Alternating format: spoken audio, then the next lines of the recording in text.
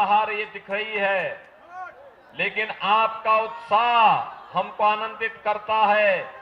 और बहनों और भाइयों, मैं तो भाट पार वासियों को इस बात के लिए आश्वासन देने के लिए आया हूं कि आप भाजपा के लिए जो पसीना बहा रहे हैं, भाजपा की डबल इंजन सरकार इसके लिए आपका विकास करवा करके, आपका सम्मान बढ़ा करके इस कर्ज को चुकाने का काम करेगी। बहनों और भाइयों, आज आप देख रहे होंगे पूरे देश के अंदर लोकसभा चुनाव चल रहे हैं। 6 चरण संपन्न हो गए हैं, 7वें चरण और अंतिम चरण में हम लोगों को मतदान करना है। बहनों और भाइयों, पूरे देश के अंदर एक ही नारा है, एक ही स्वर गूंज रहा है, और वह है कि फिर एक बार और अब की बार 400 पार। 400 पार के नारे से ही सपा, बसपा और कांग्रेस को चक्कर आने लगता है, क्योंकि इनको तो इतनी सीटों पर चुनाव लड़ने के लिए प्रत्याशी ही नहीं मिले। उनके पास तो प्रत्याशी ही नहीं है, और इसीलिए कह रहे हैं कैसे होगा। तो जनता जनार्दन ही उन्हें जवाब दे देती है। जनता जनार्दन कहती है, जो राम को लाए हैं हम उनको, जो राम को लाए हैं, और 2024 में फिर से कमल खिलाएंगे। मोदी जी फिर से प्रधानमंत्री। बहनों और भाइयों, यह आवाज जनता का स्नेह और प्यार मोदी जी के प्रति, और मोदी जी ने इसके लिए 10 वर्ष अहर्निश प्रयास किया, तपस्या की, कार्य किया, दिन रात बिना रुके, बिना झुके, बिना डिगे।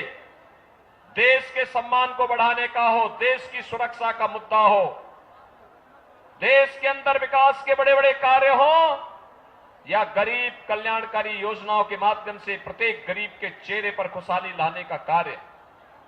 आज आप देखते होंगे, पहले आतंकी घटना घटित होती थी, और आतंकी घटनाएं घटित होने के बाद जब हम कांग्रेस और समाजवादी पार्टी सरकार से कहते थे कि आतंकवादियों से निपटो, तो ये कहते थे आतंकवादी तो सीमा पार के हैं। बहनों और भाइयों, आज तो मोदी जी के नेतृत्व में आतंकवाद समाप्त, नक्सलवाद समाप्त। अब तो पटाखा भी जोर से फट जाए ना, तो पाकिस्तान को सफाई देनी पड़ती है, कहने लगता है तेरे साथ मैंने नहीं किया है। बहनों और भाइयों, ये तब है क्योंकि आपका एक वोट मोदी जी को मजबूती करता है, और मोदी जी फिर देश को मजबूत करके दुनिया के अंदर भारत की ताकत का एहसास कराते हैं।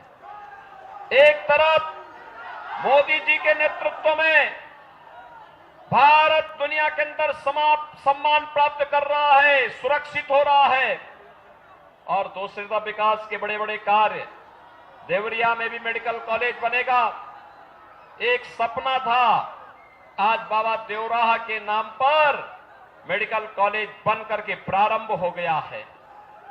बहनों और भाइयों, पहले एम्स के लिए दिल्ली जाना होता था, आज गोरखपुर में एम्स की स्थापना हो गई है। Associate sponsor Roop Mantra Ayurvedic cream and face wash. ये कोई कॉस्मेटिक नहीं, आयुर्वेदिक औषधि है।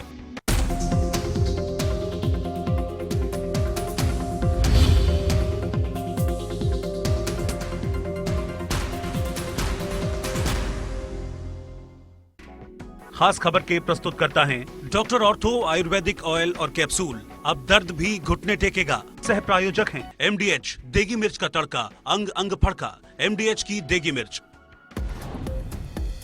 चुनावी प्रचार के दौरान मुख्यमंत्री योगी ने कांग्रेस पर किया प्रहार। कहा, कांग्रेस ने आरक्षण में लगाई सेंध, संविधान का घोटा गला।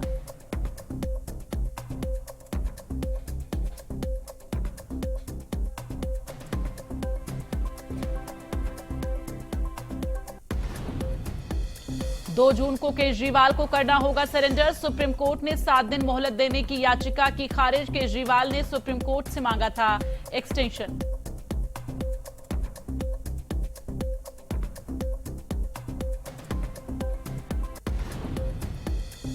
सपा नेता आजम खां के लिए आज अहम दिन। मुकदमा नंबर 556 डूंगरपुर बस्ती लूटपाट मारपीट मामले में आएगा फैसला। MP MLA कोर्ट में होगी सुनवाई।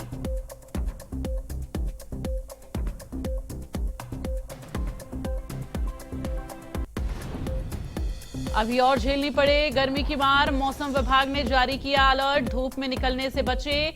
रेड जोन में धधक रहा आगरा।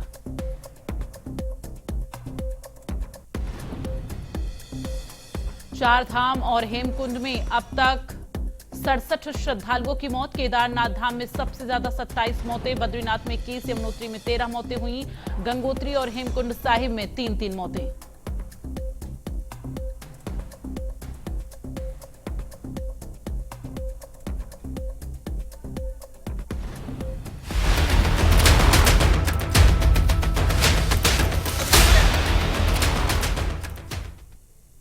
नमस्कार, स्वागत है आप सभी का। आप देख रहे हैं इंडिया न्यूज उत्तर प्रदेश उत्तराखंड। आपके साथ मैं दीप्ति द्विवेदी। बुलेटिन की शुरुआत करेंगे, लेकिन उससे पहले आपको सलेमपुर लिए चलते। सीएम योगी आदित्यनाथ जनसभा को संबोधित कर रहे हैं।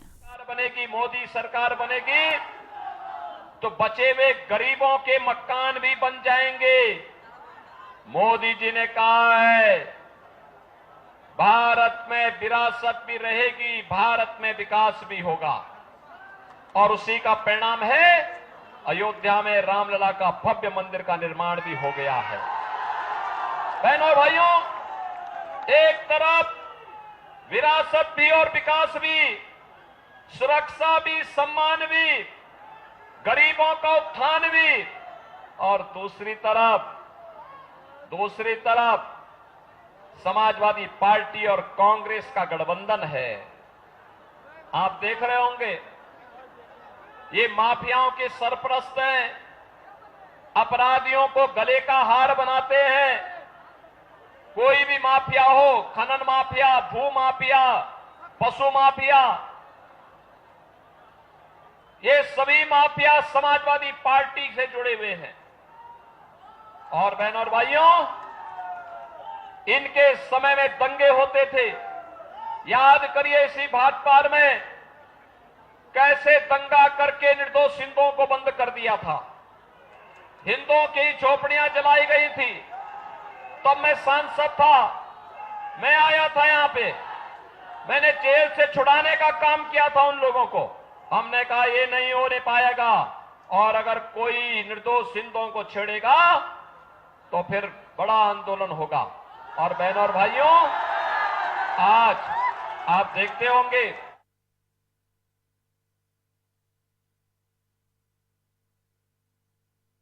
नहीं होता है, नो कर्फ्यू नो दंगा, क्योंकि यूपी में है सब चंगा। अब यूपी तो पूरी तरह सुरक्षित है, पर्व और त्योहार मनाए जा रहे हैं। अयोध्या में आप जाएंगे तो आपको अयोध्या ऐसे लगेगी जैसे प्रभु राम लला की समय की अयोध्या फिर से आ गई है। भव्य अयोध्या, दिव्य अयोध्या के दर्शन होंगे। बहनों और भाइयों, एक तरफ भारतीय जनता पार्टी इसके लिए कार्य कर रही है, और दूसरी तरफ ये समाजवादी पार्टी और कांग्रेस के लोग क्या कह रहे हैं? ये कह रहे हैं कि अगर सत्ता में आए, ये कहते हैं सत्ता में आएंगे तो पर्सनल लॉ लागू करेंगे। पर्सनल लॉ का मतलब जानते हैं आप? पर्सनल लॉ का मतलब तालिबानी शासन। तालिबानी शासन का मतलब बेटी स्कूल नहीं जा सकती, महिलाएं ऑफिस और बाजार नहीं जा पाएंगी। ये कांग्रेस और समाजवादी पार्टी भारत का तालिबानीकरण करना चाहती है और भारतीय जनता पार्टी घोषणा करती है भारत की व्यवस्था बाबा साहब भीमराव अंबेडकर के द्वारा बनाए गए संविधान से चलेगी। भारत की व्यवस्था किसी सरिया कानून से नहीं चल सकती है। हम पर्सनल लॉ फिर से लागू नहीं होने देंगे। इनका घोषणा पत्र, समाजवादी पार्टी और कांग्रेस का घोषणा पत्र कहता है कि सत्ता में आएंगे तो विरासत टैक्स लगाएंगे। आप विरासत टैक्स के बारे में जानते हैं बहनों और भाइयों? विरासत टैक्स होता है, ये अमेरिका में लगता है। अमेरिका में संयुक्त परिवारों की परंपरा ना के बराबर है। हमारे यहां तो संयुक्त परिवार हैं, बाबा भी, दादी भी, मां भी, पिता भी, सब एक परिवार में एक साथ रहते हैं। लेकिन वहां पर ये परंपरा बहुत कम है। बहनों और भाइयों, हमारे यहां अगर बाप दादों ने कोई संपत्ति अर्जित की है तो अपने आप ही वह पुत्र के नाम पर आ जाती है। लेकिन कांग्रेस कहती है, समाजवादी पार्टी कहती है कि अगर सत्ता में आए तो सत्ता में आने पर वह विरासत टैक्स लगाएगी। विरासत टैक्स का मतलब आधी प्रॉपर्टी ये लोग ले लेंगे और फिर उस प्रॉपर्टी में, जैसे 4 घर का कमरे का कोई घर है, आपके ग्रैंडफादर ने, आपके दादा ने बना के दिया है। अब ये क्या कहेंगे? कहेंगे कि ये 4 घर का है, आधा घर आपको, यानी 2 कमरे आपको विरासत टैक्स में वापस करने पड़ेंगे। और फिर वहां पर किसी पाकिस्तानी, किसी बांग्लादेशी, किसी अफगानिस्तानी मुसलमान को बसा देंगे। क्या आप इसको स्वीकार करेंगे? क्या स्वीकार करेंगे क्या? बहनों और भाइयों, ये सपा और कांग्रेस का विरासत टैक्स, यह विरासत टैक्स, ये औरंगजेब का जजिया कर है। औरंगजेब मुगलों का सबसे क्रूर बादशाह हुआ था। उसने काशी में भगवान विश्वनाथ के मंदिर को क्षतिग्रस्त किया था। उसने मथुरा में भगवान कृष्ण की जन्मभूमि के मंदिर को क्षतिग्रस्त किया था। उसने हिंदुओं पे जजिया कर लगाया था और जजिया कर लगा करके उसने हिंदुओं से कहा था जजिया कर दो नहीं तो मुसलमान बनो। आज ये औरंगजेब की आत्मा कांग्रेस के अंदर घुस चुकी है, समाजवादी पार्टी के अंदर घुस गई है। बहनों और भाइयों, कोई शरीफ मुसलमान भी अपने पुत्र का नाम औरंगजेब नहीं रखता, क्योंकि औरंगजेब ने पहले अपने भाई की हत्या की, फिर अपने बाप को जेल के अंदर बंद कर दिया था। बहनों और भाइयों, औरंगजेब का बाप शाहजहां कहता है अपने पुत्र के बारे में कि तुझ जैसा कमबख्त पुत्र किसी को पैदा न हो। तूने जीते जी मुझे एक एक बूंद पानी के लिए तरसाया है। इससे अच्छे तो हिंदू हैं, अपने बड़े बुजुर्गों का सम्मान करते हैं और मरने पर उनको श्राद्ध और तर्पण के माध्यम से जल देने का काम करते हैं। बहनों और भाइयों, ये औरंगजेब की आत्मा ये समाजवादी पार्टी और कांग्रेस के अंदर घुस गई है। हमें औरंगजेब को फिर से जिंदा नहीं होने देना है और इसीलिए मैं आज आपके पास आया हूं। इसीलिए हम लोग आए हैं। इस जितने भी लोग हैं, कांग्रेस, समाजवादी पार्टी, बहुजन समाजवादी पार्टी, ये लोग भारत के मूल्य और आदर्शों के विरुद्ध आचरण कर रहे हैं, भारत की आस्था के साथ खिलवाड़ कर रहे हैं, भारत की सुरक्षा के साथ खिलवाड़ कर रहे हैं। और इसीलिए मेरी आप सबसे अपील है, श्री रविंद्र कुशवाहा आपके लोकप्रिय सांसद हैं, सवा कुंवर उनके साथ में विधायक हैं, श्रीमती विजय लक्ष्मी गौतम सलेमपुर से विधायक भी है और साथ साथ प्रदेश सरकार की मंत्री भी है। और मेरी आप सबसे अपील होगी, आपका आशीर्वाद एक बार फिर से कमल चुनाव चिन्ह पर रविंद्र कुशवाहा को प्राप्त हो।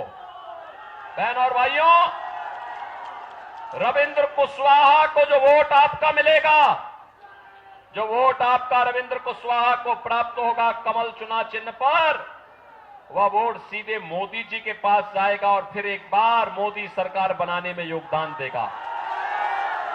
बनाएंगे, बनाएंगे। भाई वो बेटी, वो एक बच्ची है, वो फोटो लेके खड़ी है, उसको अंदर यहां मंच से बुला दो।